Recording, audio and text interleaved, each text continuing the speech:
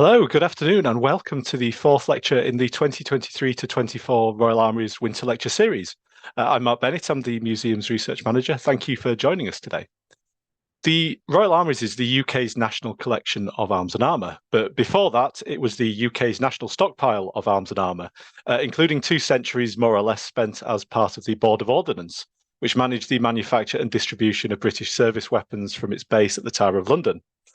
The catastrophe of the Crimean War ended the Board of Ordnance and saw production centralised at the Royal Small Arms Factory Enfield, allowing the tower and the armouries they house to become a full-time museum.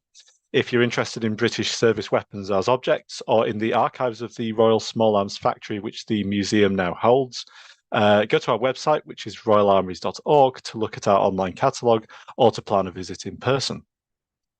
Now, following this lecture, we'll be taking a short break for Christmas, but we'll return with a bang, no pun intended, in the new year. We'll have 3 lectures in quick succession covering the ballistic shield, Mughal warfare, and the British naval cutlass.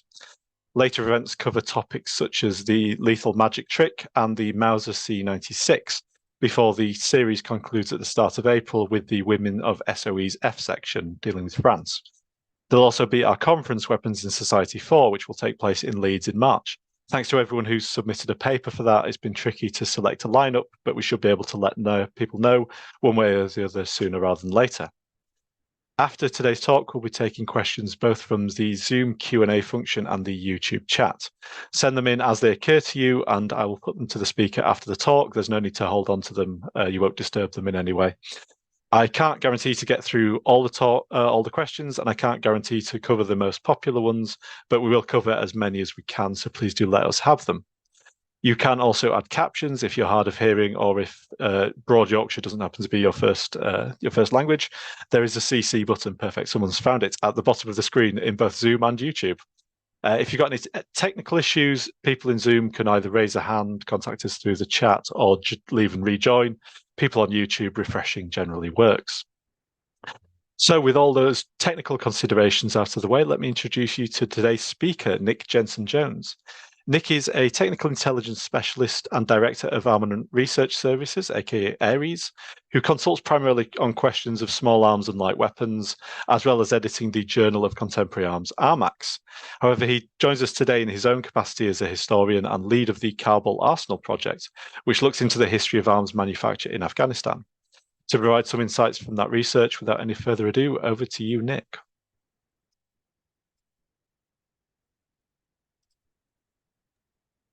Thanks, Mark.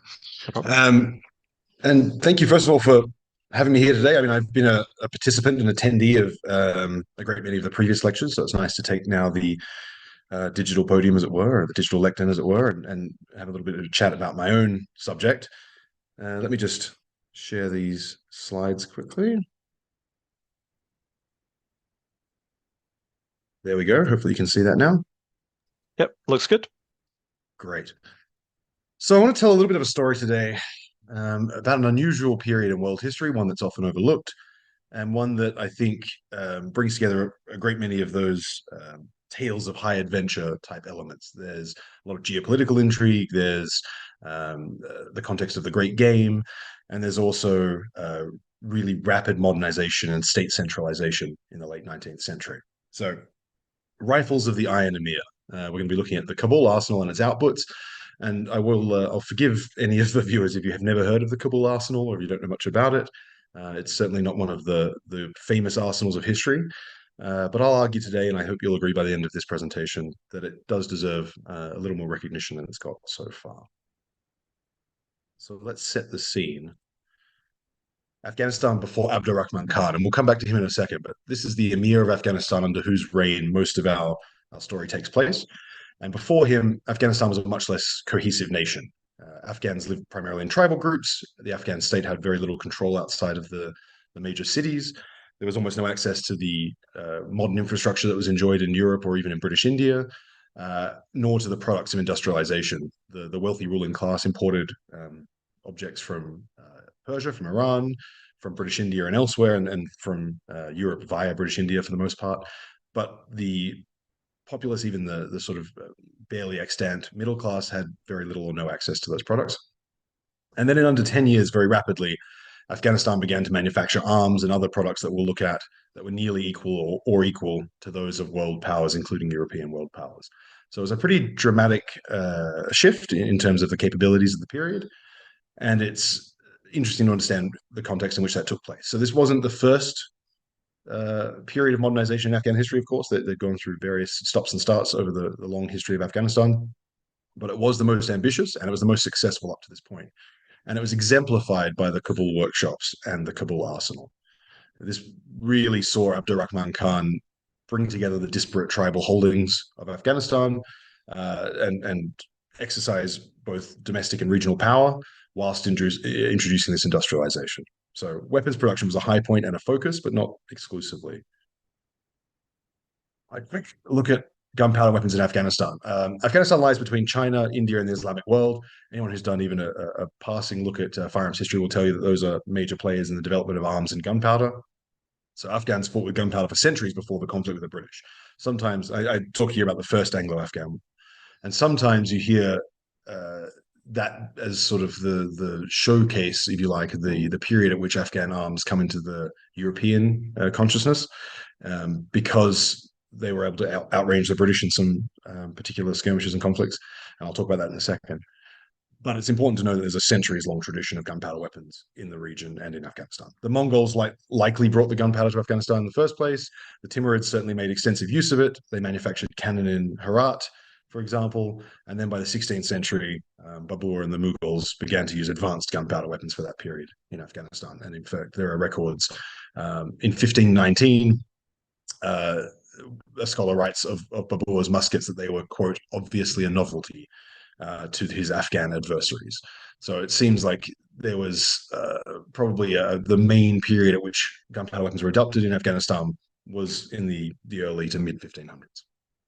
By 1526, Babur had adopted Ottoman war cart tactics, and some of those had come into the region as well. So arms production was largely decentralized before Abdurrahman came to the throne after the Second Anglo-Afghan War. And I'll give you a little more historical context in just a minute, but the background on the arms is to know that they were mostly made via a sort of cottage industry, distributed, manufactured at the local level, and primarily made from materials that were domestic to the location they were produced. The primary exception was the storage and production of gunpowder. Gunpowder itself was usually manufactured relatively close to the time at which it was used, which was the norm at the period. But the raw materials were more centralized. And you can see there's a quote here that says various things were made in different places, mostly by hand. The principal small arm of Afghanistan in the sort of Western consciousness and throughout most of its history was the so-called Jazail or Jazil or Jazail, depending on how it's spelled or pronounced. This is the rifle that achieved a lot of fame during the First Anglo-Afghan War. Generally fairly crude, but I think it became well known and memorialized by Rudyard Kipling and others because it was primarily rifled at the period, even when a lot of them were still matchlock weapons and later flintlock weapons. But even when many were still matchlocks, they were primarily rifled. And so in the First Anglo-Afghan War, in a lot of the engagements, the Afghan fighters had a range advantage, overmatch in modern parlance, over the British forces, and that became a point of some contention.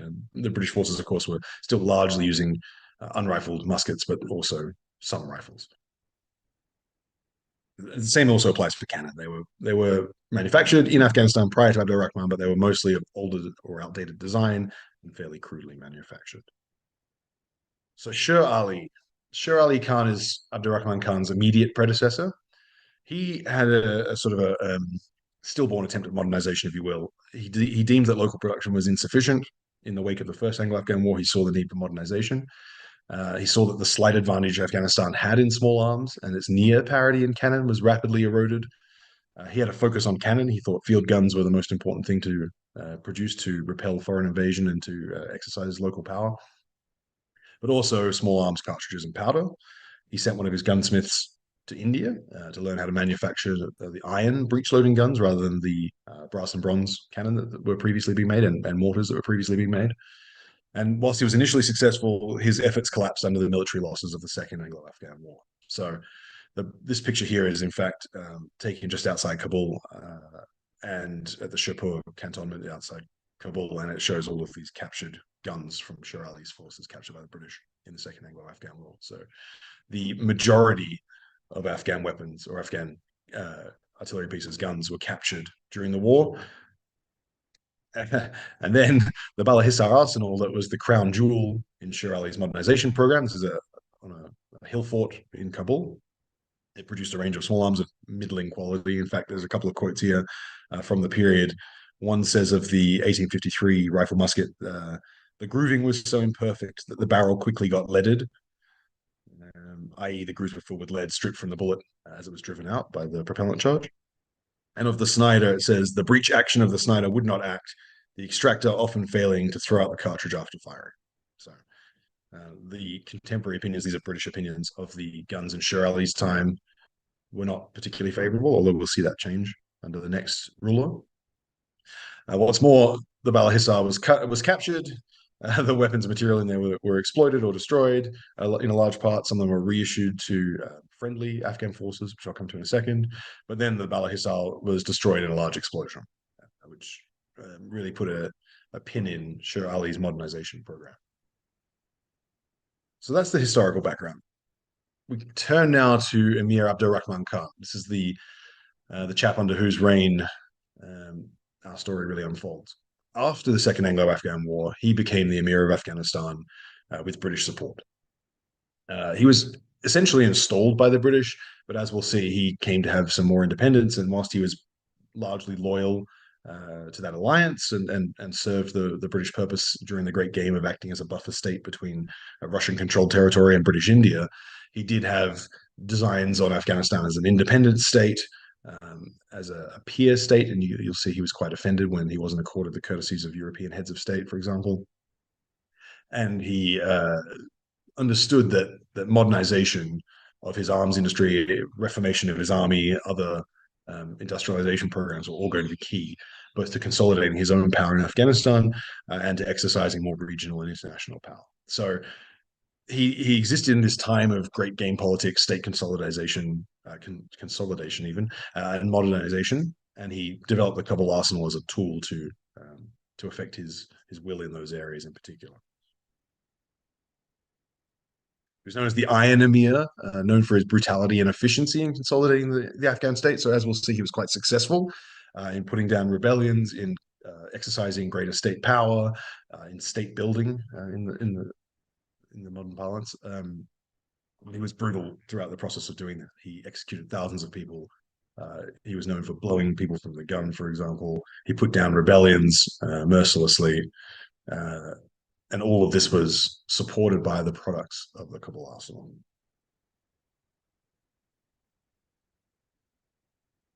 As I noted, he faced both internal and external challenges. So he had great game politics to contend with, his relationship with the British, pressure from Russia through Russian territory, and to a lesser extent, pressure from Persia and Iran, but also tremendous banditry within the country, within Afghanistan. So he had a lot of these external and internal pressures to deal with. He visited Lord Dufferin in Rawalpindi in India in April of 1885. And whilst the Emir writes in his autobiography that he had a long-standing affinity for industrial production and he understood the need for modernization from his time living abroad, it really seems to be that visit with Dufferin in 1885 that re-inspired him, if you like, to create his own workshops and to do so with British support, both in terms of financial support, but also what today we might think of as a technical data package, a TDP, the way to make modern firearms, the blueprints, the designs, and the expertise. And the crown jewel of his new manufacturing complex, this Kabul workshops, would be the Kabul arsenal, because arms were so important to his domestic and foreign policy. The Kabul workshops complex is often referred to as the Kakana-i Bukhari, the steam workshops. And it's important to think of it sort of as a complex, and the Kabul arsenal is one of the units, albeit probably the most important within that broader complex. So as we'll see later, there were also units producing leather goods, furniture, a mint producing coinage. So there's a whole bunch of different components to the Kabul workshops writ large, but the Kabul arsenal was probably the centerpiece. The foundation was laid in 1887 with technical support from European personnel and overseers, and I'll talk a little bit about them in a second. The introduction of the workshop also catalyzed many technological advancements. So it was the first steam engine. It represented the first steam engines in Afghanistan, the first railroad, the first electricity. It really was a sudden injection of very modern industrial revolution technology into a pre-industrial revolution country. So, sort of a failed start. The first chap that the Emir reached out to was a French electrical engineer, Jerome. Now, the surname always troubles me, but I think Kirchgainer, probably. Um, he hired Monsieur Jerome and dispatched him to Europe to buy some machinery. The Frenchman went around Europe, a little bit of time in India, hired workmen, sent them back to the arsenal, purchased some machinery, had it sent on. And then the Emir transferred a sum of money to the Frenchman for his return to Kabul and to cover some of the expenses and to purchase some more machinery. Um, he deposited some of that. We're not sure if it was the entire amount. It seems unlikely. It seems like he deposited a portion of it with the Bank of England, and then was never heard from again. I mean, we know he turns up later in Egypt, but it looks like he did a run at it basically, and probably with some of the Emir's money. So, being frustrated, the Emir turned, it seems, back to some of his British connections, and through them found Mr. later Sir Thomas Salterpine, who went by Salterpine. This is in early 1887, just before the first foundation stones were laid. The Emir selected a piece of land on the outskirts of Kabul. Pine was happy with it. Foundation stone was laid in April of that year. As you can see there, he had some machinery that was sent by the Frenchmen, so portable engines, steam engines, these are. And then he brought in his own machinery initially from British India, but very soon from Europe. So Salterpine takes a few trips to Europe, going back and forth over the next 2 years or so, purchasing a whole variety of British equipment, British-made machine tools and machinery, but especially hiring British engineers, mostly British engineers, as well as, quote, Muslim master craftsmen from India. And we'll see this trend continue through the life of the arsenal, particularly in the early years. Pine and his successors installed primarily British foremen, overseers in the arsenal, but a lot of the skilled labor comes from British India, and then the unskilled labor is largely from Afghanistan. Pine begins to establish quite rapidly a considerable industrial base. He sets to manufacturing cannon, rifle, munitions, cartridges, coins, distilling spirits for industrial purposes, leather goods, and so on, and brassware. He becomes known as the Ustad, the master of the Kakani Bukhari, so that's the workshops writ large, but also specifically the overseer of the Kabul arsenal. And, I've titled this slide, The Kabul Workshops, a Modern Marvel. I don't think that's overstating it. I think at this time period in Afghanistan, the transition from the pre-industrial knowledge base to this arsenal was really dramatic. And a lot of the accounts we have, the local people respond quite negatively. Both the senior or more wealthy class, the ruling class, responds negatively in terms of their concerns about British influence. The lower classes respond quite negatively in terms of their fear of the machines. People are killed by the machines. People are horribly injured by the machines. Not knowing what they are, people put their hands into them, and they call them engine, a play on words, which takes the Persian for a jinn or a genie, and the English word engine for steam engine. So they sort of suggest that they have evil spirits in them. And Abdurrahman writes himself, my people knew nothing of modern inventions and appliances and were consequently opposed to all these new ideas. So it seems like the autocratic state that Afghanistan was, Abdurrahman was able to push through his desire for modernization and reform fairly single-handedly, but he did so by having tremendous command presence and by being essentially a brutal dictator who was feared and respected by the ruling class. So it would not have happened necessarily everywhere in the world in the same rapid fashion. So just a quick slide here. We don't need to run through everyone, but just to say that there were a lot of other European advisors that had different specialties, and Pine and his contacts went and sought out particular individuals for their specialties in cartridge manufacture, in minting coins, in producing leather goods and in running and repairing. Repairing being critical, of course, in Afghanistan. The machines. I should add here. In order to bring this machinery to Afghanistan, a lot of it had to be shipped from Great Britain to British India, taken by train, most often up to Peshawar, and then taken over the Khyber Pass on the backs of elephants, camels, and mules. So it really was a tremendous undertaking just to get the machineries to Afghanistan in the first place. So you can appreciate that someone who can repair the machines in a pinch was very well respected indeed. Right. So let's talk a little bit about outputs. Rifles, I think, given the venue for this conversation and my background, are probably the one we can focus on the most. The rifles really were the outputs of the jewel of the workshops. The Kabul arsenal really was the thing that allowed Abdurrahman Khan to exercise his state consolidation domestically, to put down rebellions, to stamp out banditry, or to minimize banditry in Afghanistan, and also, in his mind at least, to offer some bulwark against foreign encroachment. So the complete plant for producing Martini Henry rifles was important. He had seen British Martini Henry rifles.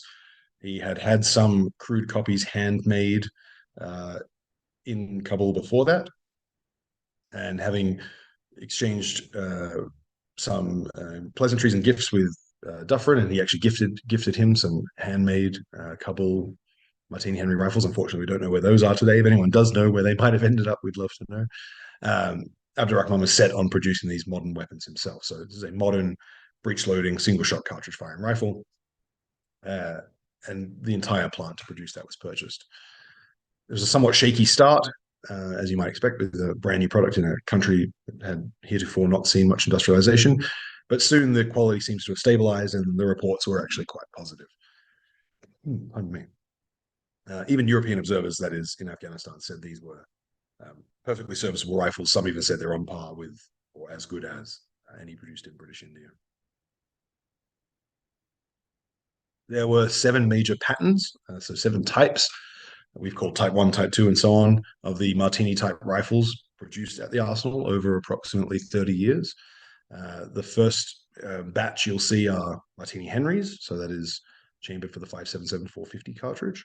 And then later they moved to Martini Metford and Martini Enfield rifles, chambered for the 303 cartridge. Production was highest during the early years, and it really drops off by the mid-1900s. And I'll talk about this a little bit at the end when we talk about the decline of the arsenal, but you'll see this trend of really strong initial investments, both financially and in terms of personnel, really positive initial results in terms of the quality improving rapidly and stabilizing and being quite well respected.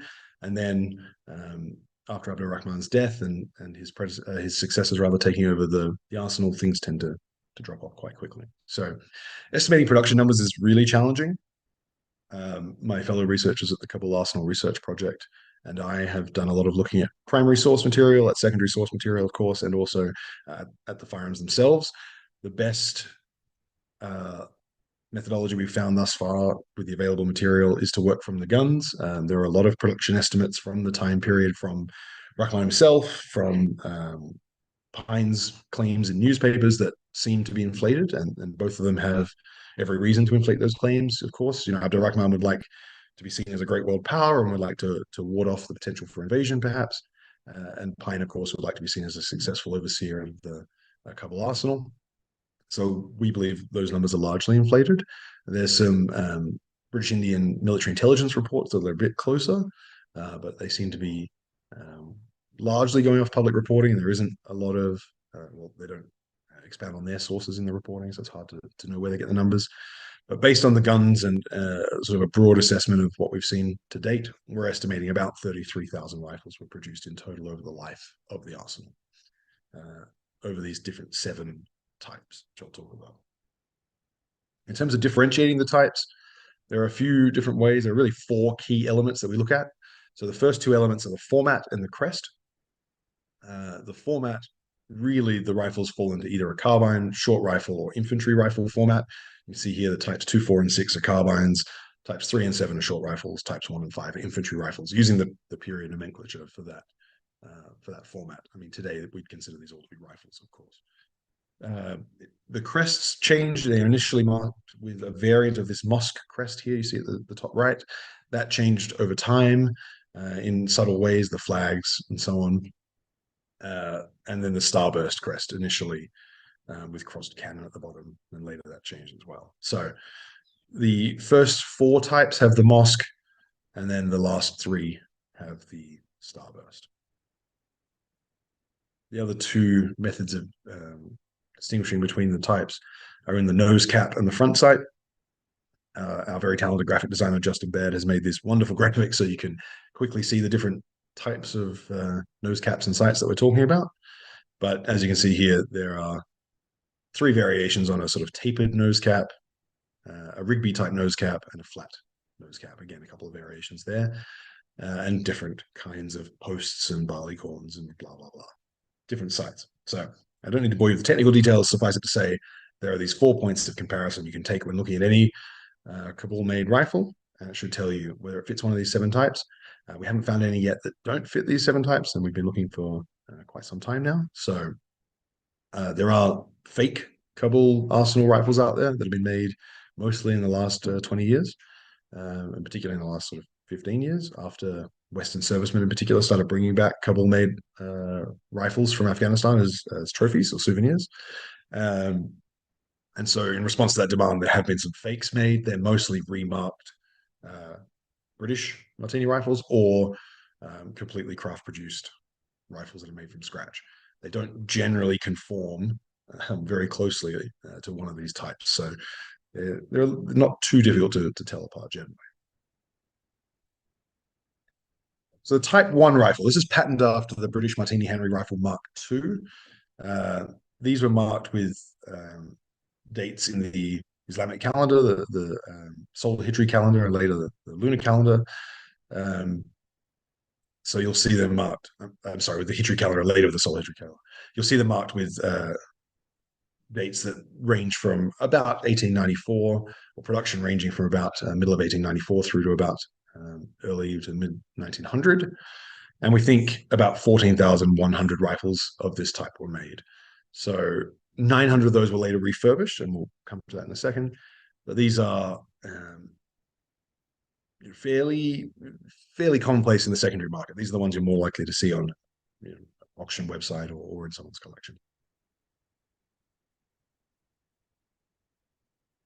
The Type 2 rifle was patterned after the British Martini Henry Mark II carbine.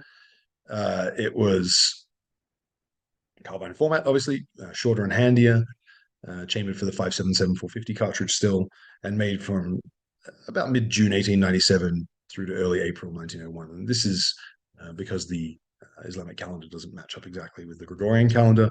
You get some mid-year manufacturing points, and it's not to say they might not have been made slightly on either side of that, but in general terms, that gives us a good ballpark.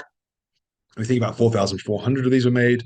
Taken together, the types 1 and 2 account for 18,500 rifles, so that's more than half of the total output of the arsenal over its lifespan. And we think that means they're the most prominent models, certainly in the secondary market today.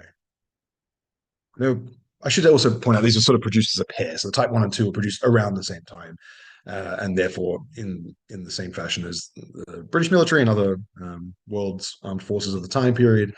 The carbines were likely issued to cavalry and perhaps artillery crews, and the rifles to infantry. Beginning in 1901 and through to early 1905, the Type 3 rifle was introduced. This is sort of in that short rifle format, somewhere between the Types 1 and 2 in length, still in the 5.77-450 cartridge, patterned after the Martini Henry IC1 cavalry carbine, but it does have some notable modifications. So the front sight's different, the sling loop is different, and it's the first of the second pair. So if you think of the Types 1 and 2 as a pair, the Types 3 and 4 are a pair. The short rifle now is the full-length weapon in the second pair. I think anyone who's handled a full-length infantry rifle will tell you that it's unwieldy. So this is sort of a much more comfortable length for the modern shooter or user. And we think about 2,500 to 3,500 were produced. Type 4 rifle, this is the sort of carbine equivalent to the Type 3, again, still in 5.77-450.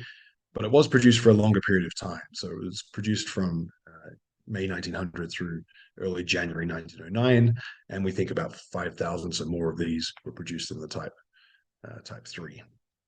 And this might have something to do with the introduction or the importation, rather, during this period of different rifles by Abdur Rahman and his aim and his successors, rather, and their aims to modernize the military and their weapons. So I'll talk about it a little bit at the end, but the short version is the Afghan forces continued to seek modernization, but they weren't able to keep up with the manufacturing capabilities in Afghanistan. They didn't invest in those manufacturing capabilities and lacked some British support at that time period as well. So as a result, a lot of the more modern rifles were imported, and it seems that probably the various Martini type rifles were relegated to different roles.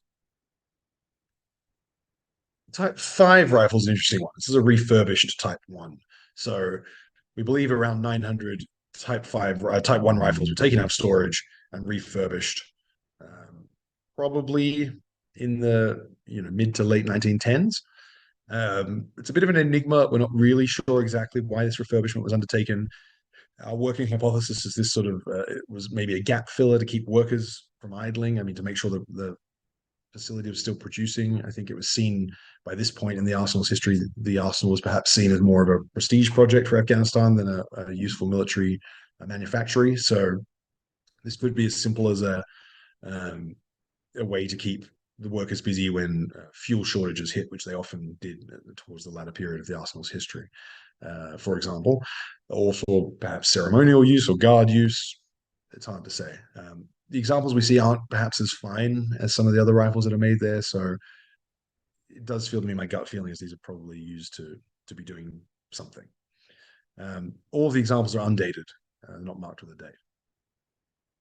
And it's the only rifle that wasn't produced in a pair, or at least wasn't produced with overlapping time periods. Type 6. So at this point, the rifle is sort of broadly patterned after the British Martini Metford Cavalry Carbine Mark II is introduced.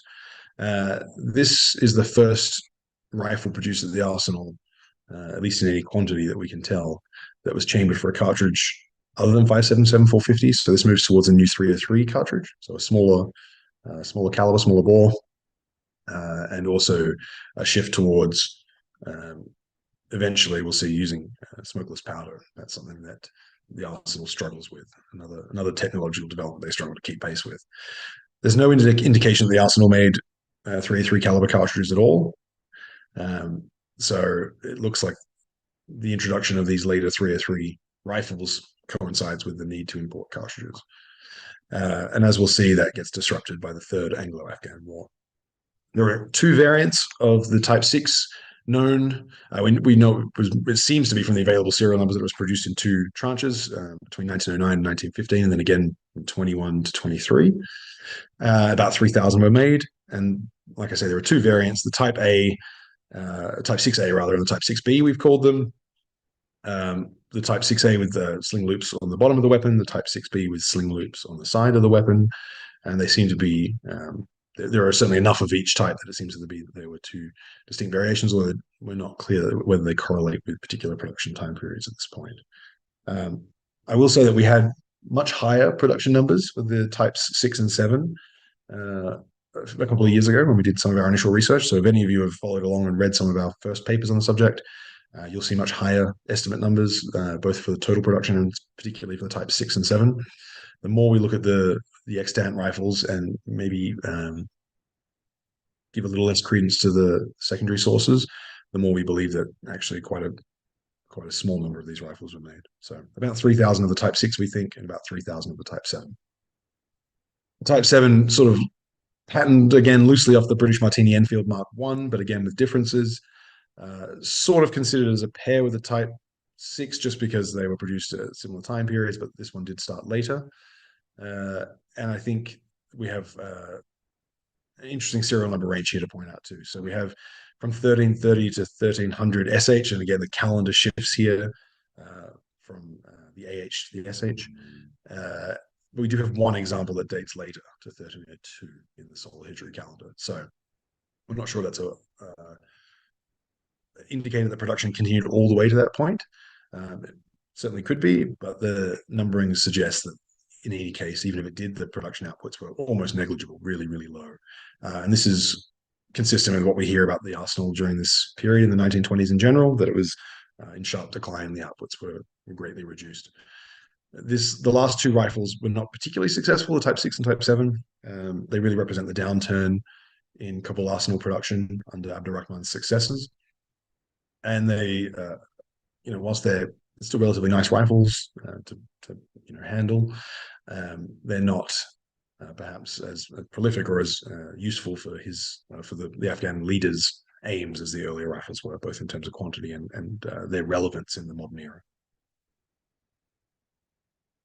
As I said, the arsenal also produced a whole range of other weapons. So they produced Gatling guns, Maxim guns, Gardner guns, Hotchkiss guns, all manufactured there or at least assembled there. Some we're still sort of trying to disentangle. And as we get to the bigger weapons, the light weapons and the cannon, we're trying to disentangle the line between production and assembly. Certainly, there were a lot of imported parts and components for different weapons, particularly cannon, but they're all manufactured to some degree. And they were all really interestingly, I think, all chambered for 5.77 450. So they were all interchangeable or interoperable with the Martini Henry rifles of the period in which they were made.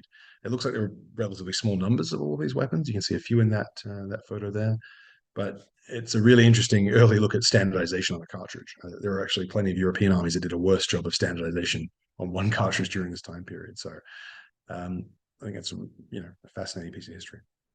Much smaller production quantity, like I say, than the rifles. But it did mean they didn't have to set up new ammunition production lines as well, which of course is quite artillery. Artillery was also produced at the arsenal. The Emir saw to it that the army was equipped with modern breech-loading guns. Krupp of Germany, famous artillery manufacturer, sold Afghanistan 100 pieces, at least 56 of which were to be completed in Afghanistan in 1901. So some of those came complete, and some of those came, I believe, without board barrels and with some other minor fixtures and fittings not installed. So these were assembled at the arsenals, and they were marked, made in the Kabul workshops in Kufic script. And so a couple of these are known today, but very few. So similarly, if you've seen Afghan marked cannon, particularly with those mosque or starburst crests on them, or with Kufic script on them, please do reach out via our website, and I'll show you that at the end. We are trying to desperately chase down more of the cannon to understand a bit better the history of this important output. Obviously, these were really important to Abdurrahman's forces, but it's just very difficult to understand exactly how many were produced and manufactured or assembled at the arsenals. A lot of them were also mountain guns, quite light, quite mobile pieces, because of course many of the rebels that Abdurrahman was fighting were located in the hilly regions on the outskirts of Afghanistan. Ammunition was produced at the Kabul arsenals. We know that both 5.77 Snyder and 5.77 450 Martini Henry were produced there. We know that the production numbers, at least the claim production numbers, were very high, certainly for the region. So by 1892, there's a claim that at least 7,000 cartridges could be produced per day. And the Emir claimed that he held tremendous stockpiles of ammunition and could provide each soldier with 5,000 cartridges in a time of war. So take that with a grain of salt. It comes from his own autobiography, but I think it is fair to say that the shift change, if you like, from pre-arsenal production and equipping of production of ammunition and equipping of troops with ammunition to post-arsenal is significant. Really did make a big difference in terms of how the Emir and his successors were able to supply their forces and how they were able to put down these rebellions and stamp out much of the banditry that was rife. I should also add that these were drawn cartridge cases only. So the images here, none of these are confirmed Kabul cartridges. These are all British, in fact, I believe. But I just included that photo to show the evolution from these foil or rolled or coiled, in this case, rolled foil cases on the left to the drawn brass cases on the right. And all of the production at the Kabul arsenal that we're aware of was drawn brass construction, which again was very modern at the time period. Kabul arsenal head stamps. Unfortunately, we don't have any firm evidence as it relates to the specific head stamps that were applied to Kabul arsenal cartridges. There are 3 possibilities that have been identified. There's a photo there, that sort of slightly grainy black and white photo in the center. That's from Hoyam's book. Unfortunately, that's as good as the image gets. And that posits that there are four rosette characters on one, with also some sort of faint broad arrows, two broad arrows, four sort of K characters, the sort of squiggly things that we've redrawn in that diagram, one on the far right of the bottom left diagram. And then there's this cartridge marked with 8K characters that we think might also be connected to Kabul. It's Hoyam in his book, I think he suggests the cartridge was produced in either Kandahar or Herat, I forget. I think it's probably more likely that they were produced in Kabul. There's no evidence to suggest that Martini Henry cartridges were produced in Kandahar or Herat by machines, or certainly not drawn brass types. So I suspect that if they were made in Afghanistan, they were made in Kabul. So again, bit of a question mark for us. Another request for help if anyone has any of these in their collection or anything else that's associated with Afghanistan, particularly 577 Snyder or 577 450 Martini Henry, please do reach out to us. We'd love to see them. We've just published an our initial thoughts on ammunition production in the Journal of the International Ammunition Association. But there's lots more research to be done. There was also a mint at the Kabul workshops, and this was really, I think, if we're looking at the most important outputs of the Kabul workshops, they were the Martini Henry rifles, the ammunition for those rifles, the 577 450 cartridges, and the coins. Those are the three most important outputs, and the coins were crucial. Prior to Abdurrahman's reign and early in his reign, coins were minted by hand in Kabul, in Kandahar, and Herat. He expanded the facility in Kabul. Initially, the hand mint in Kabul, what we had already called in the West the Kabul Mint, but then established an industrial mint that was co-located with the arsenal inside the workshop facility. And he brought in British engineers, he imported machinery, and he started making what British observers called very handsome silver rupees. So they were quite well regarded. He saw these coins as a really important tool in his arsenal of options for consolidating the state. I'll talk a little bit more about that in a second. But this is really important in terms of its being the first industrial mint in the country, but also in terms of its being co-located with the arsenal, something we also see in other lesser developed countries around the world at the same time period, including China. He issued the first coins in 1308, so 1890, 1891, in silver rupees and half rupees, and then followed the next year with gold and base metal coins, so higher and lower denominations. Up to 40,000 coins can be minted per day, apparently, again, reportedly. As I say, coins and ammunition were probably the two largest outputs in terms of quantity, and two of the most important. He really used this to assert his power over the finances, to fund his growing army. He used his new coinage to pay the army. He declared it was the only legal tender. It sort of really was a way of creating his vision of a unified Afghanistan.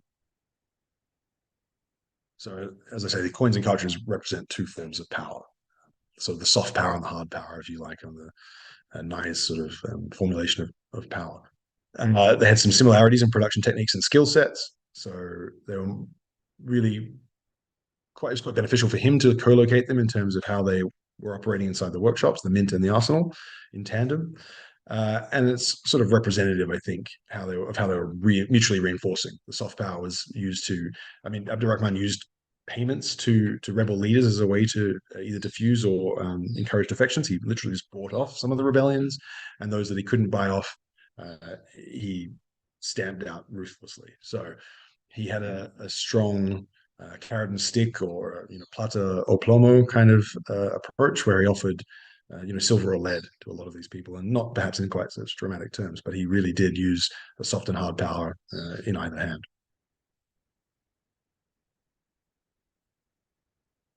Powder, we know that gunpowder was produced in Afghanistan for centuries. We know it was produced largely in centralized production in the Bala Hissar under Sher Ali, before that was destroyed. And then under Abdurrahman, we know that there was industrial black powder production. It's not clear to us yet how much of that took place at the arsenal. It seems probable that some production or some portions of the production phase might have, but also you can see a very good argument for why you might want to keep your black powder, the finished assembly and production, the final production of it, and storage offsite away from your most prized industrial facility. So we don't have a good handle exactly on what the breakdown is yet. This image here, I've just thrown in because it's showing the so-called gunpowder empires. So you can see that Afghanistan obviously lies in a fairly promising place. The real challenge for the the workshops was the transition to smokeless powder. So when it came time to transition to smokeless powder, when technology marched on, this is a recurring theme for the Kabul arsenal. When technology kept marching on, unfortunately, they were left behind after Abdurrahman's death in particular. So when it came time to transition to smokeless powder um, in the form of cordite cartridges, they were imported from Great Britain and British India. There were also other products, a host of other goods, in fact. So a quote here just to give you a taste: boot making and leather sewing machines, powder making manufacturers. These are the machines that were imported. Soap and candle making machines, stamps and dyes for coining at the mint, distilling apparatus for wine, etc. They made particularly spirits for industrial purposes. Tanning and dyeing leather, agricultural and gardening implements, furnaces for smelting ore, metals for making heavy guns and blacksmiths work, machines for making swords, cartridge caps for loading and filling cartridges. We've seen helmets, we've seen belt buckles, we've seen leather pouches, rifle cartridge pouches. We've seen a variety of different knives, swords, bayonets, a sort of a kukri style blade, a whole range of different products that were produced at the arsenal. So again, if you have something, please do send it to us. There are items that keep cropping up that surprise us. The helmet here, shared by a collector, a photo from his collection, cropped up a couple of years ago, and that was something that wasn't listed in any of the primary sources we'd read, for example. So research is certainly ongoing. If you have anything in your collection that's marked as being from the arsenal, please do let us know. So was it a success? I'll wrap this up. I'm a bit conscious of time. Yes, I think it's fair to say the Kabul Workshops project was a success, with the caveat that we're only looking at Abdurrahman's lifetime.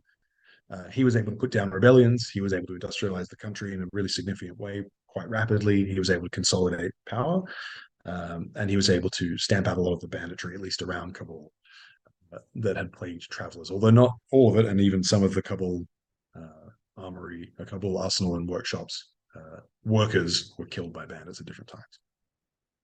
The borders of the Afghan state were fixed under Abdurrahman's rule, which is, of course, an achievement. They've remained stable. They did remain stable into the 20th century, which is something that was essential for state building, of course. Of course, there are still some discussions and debates around the so-called Durand Line, but I think it's still important to acknowledge that as an achievement of his reign. Industrial policy, it probably increased his bargaining power with the British. I think he was able to use his own industrialization and modernization as a way to receive tens of thousands of rifles, hundreds of thousands of rounds of ammunition, and a considerable stipend during his negotiations and relationship with the British in the 1890s in particular. And subsequent rulers would then reap the benefits of the stable Afghanistan. Slowly it degraded under their rule, and worsening relations with the British resulted in the Third Anglo-Afghan War in 1919, which really put a nail in the coffin. On the other hand, Afghanistan did remain reliant on imports. I think the Emir was able to, the Abdurrahman, the Iron Emir, was able to thread the needle quite well in terms of managing his industrial production, balancing that with imports from British India, making sure he imported things that were complementary to what he was manufacturing, for example. His successors did a much less apt job of that, as best we can tell. They certainly seemed less deft in their negotiations with the British. And of course, as I said, smokeless powder became a serious shortcoming when they wanted to modernize their rifles. Ammunition and other military outputs were fairly continued to be imported in very large quantities, even though the outputs from the arsenal were quite significant. The Emir's significant, massive domestic campaigns required a lot of ammunition, and so imports were really important still. And under his successors, they became critical. But some of the other industrial facilities fared better. The leather goods, the furniture workshops seemed to run quite well. The mint seemed to run very well. There was quite a good pace of output and quality of output for many years. However, the forests around Kabul were completely denuded to be burnt to power the steam engines. So later in the arsenal's life, we see much lower quality wood stocks on some of the rifles. We see periods where fuel shortages, i.e. wood shortages, lumber shortages, stop the arsenal from producing for periods of time, where the workmen are idle because they can't run the engines. And then the country's finances also declined in the early 20th century. So without the ability to reinvest, without significant reinvestment into the arsenal, it declined quite rapidly. When Habibullah Khan came to the throne after his father, he seems to have had a much less passion for the project. You know, hopefully it's not unfair to say he had less vision in general. I think he was probably less of a strong ruler. Certainly, he seemed to be had less respect domestically, although he was received fairly well in Europe. Um, but as I say, the eventual decline, the Third Anglo-Afghan War, really put the nail in the coffin for the arsenal. However, it's still a really important legacy. I think there was a dramatic period of change that gets often overlooked in late 19th century Afghanistan, early 20th century Afghanistan. It's been studied, but the role of the arsenal hasn't really been that prominent in a lot of the scholarship. And the outputs, of course, are still around today. So there are lots of collectors today who have uh, Kabul arsenal rifles, Kabul mint coins, other things in their collections. Few sources up on screen. I'm not going to read these out. These are just here for posterity for the recording. If anyone wants to look at these in the future, here are some of the key sources, by no means an exhaustive list. And if you'd like to know any more about our research and our other outputs, so academic papers, interviews, less academic digital articles, we have four more outputs in press, my colleagues and I. So you can go to kabularsenal.com, and that will tell you all about the Kabul Arsenal Research Project and the work that we're continuing to do. Thank you very much. No, thank you, Nick. And I'll leap straight into the questions because we've got some coming through. Vlad, I think the talk answered your question about smokeless powder. If you've got another one or any more information, drop it in the Q&A. But I had one from Peter Gerds on YouTube. So he understood that Rahman was one of the most powerful opponents of the British before 1880. Is it correct or a misunderstanding? If so, why would the British install him, and did that tension ever kind of go away? Yeah, absolutely. So there were a series of Afghan leaders, much as they were in the recent 2001 invasion, right? There were all these different Afghan leaders that had different hereditary and different power bases, and Abdurrahman was one of one of the key leaders in the resistance to the British in the First Anglo-Afghan War, and sorry, after the First Anglo-Afghan War into the Second Anglo-Afghan War. So the British basically did a negotiated deal with him. They said, "We'll make you the Emir. Please don't come and jump on the wrong side of the fight." So there was and fairly common in the period of time. There was an understanding that Abdurrahman Khan basically wanted to consolidate domestic power. He was mostly interested in expanding the control of the state inside Afghanistan. He was mostly interested in putting down the banditry and the rebellions in the country and consolidating power over his fellow sort of power brokers, if you like, and less interested in the foreign policy aspect. So the deal was essentially that the British would control Afghan foreign policy. Afghanistan would de facto act as a sort of a buffer state between Russian-controlled territory and British India, and he could do whatever he liked domestically, and he did with brutal consequence. Mm-hmm. Perfect. And a follow-up one kind of on the later bit of the period. So from Professor Iftar Malik, he mentions that after the Durand Line gets demarked, after the Third Afghan War, presumably, that's when you start to get these replica guns in the kind of Khyber Pass region. I was curious, what was the role of the Kabul regime in this context? Was it allowed to pacify the tribals? Was it a case of they'd like to do something, but they just didn't have the capacity? Yeah, so the Durand Line, I should point out, is earlier, and so the border is established prior to the Third Anglo-Afghan War. The Third Anglo-Afghan War really, it's seen as a British defeat, but in broad terms, it's a Pyrrhic victory at best for the Afghans. They really lose a lot of capacity to operate in that border region, in the northwest frontier region. They'd already lost a lot under Abdurrahman's successors. So at that point, I think let me reframe by saying there's always been a strong tribal independence in that portion of the world throughout all of Abdurrahman's reign as well. He wasn't able to exercise tremendous power in that region, but the ability for his successors to exercise power in that region was even lower. And so I think there's always been craft production in that region. A lot of the Jezail production, way back pre-First Anglo-Afghan War, was produced, was centered there. There's been a long tradition of arms manufacturing, and I think they've just copied the latest rifle at the time. So we don't have any data. This is just a sort of a gut feeling, but my suspicion is they were producing Martini Henry rifles there very quickly after they were producing them, if not before. You mentioned a reliance on imports. I was curious, does that include either iron ore or steel for barrels or finished barrels themselves? So yes, and yes. It certainly there was mining being conducted in Afghanistan, and mining tools were some of the imported goods that came along with this industrialization process. There was a tremendous import of metals from British India, and there were some imported finished barrels. I don't know of Martini Henry barrels in particular, although perhaps for the earliest guns, but certainly for other weapons. So I didn't really get a chance to touch on this, but throughout the period of the Arsenal's arms production, they kept experimenting with different rifle designs. So you see Austrian designs, German designs, French, British designs, all being trialed, ones Yeah. and twos being made at the Arsenal by hand, and Mm-hmm. those are built largely on imported parts. Mm-hmm.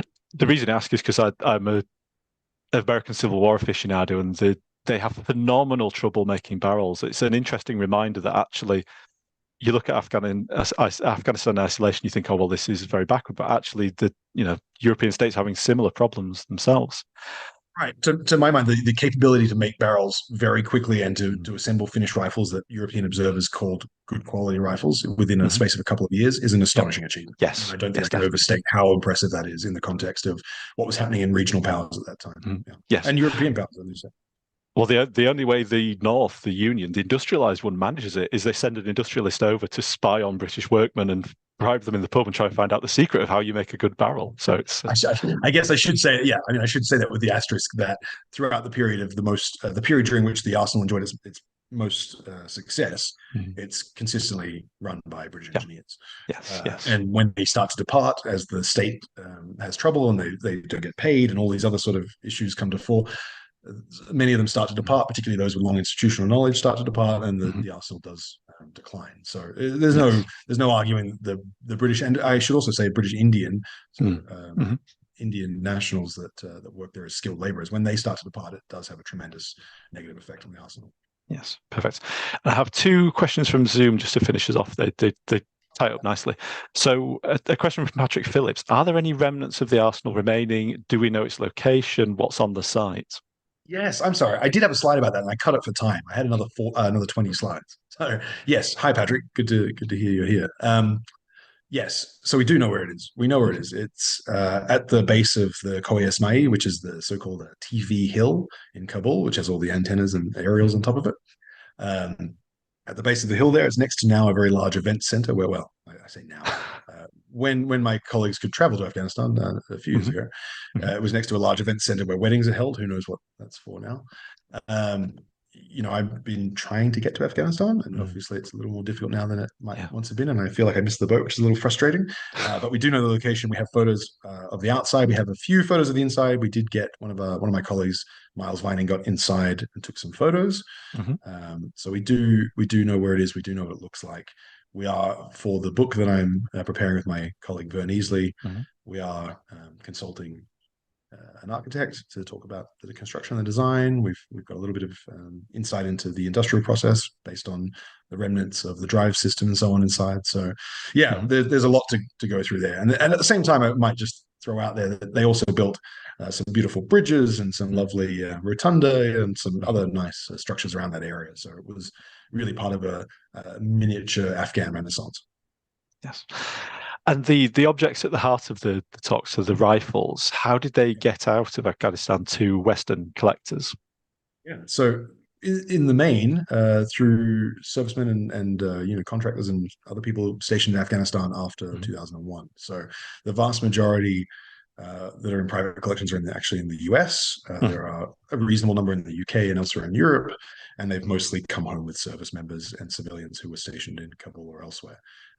There are on a street called Chicken Street in Kabul, which has a number of sort of famous antique stores and vendors, and there are a couple of shops along there that specialize in rifles. Most of what people have bought and brought back British rifles, which I think is telling of the number of imports that were still important to Afghanistan, especially later in the period. So there are a lot of British marked and made Martini Henry type rifles or Martini type rifles that have brought back, but also those made at the Kabul arsenal and also those made in the Khyber Pakhtunkhwa region and the tribal areas. Lovely. And of course, it seems like you're still on the hunt for any examples that people might have that should like. So if people need to get in touch, what do you recommend? Yeah, so kabularsenal.com is the best place to go. And we'd love to hear from anyone who has anything marked from the arsenal.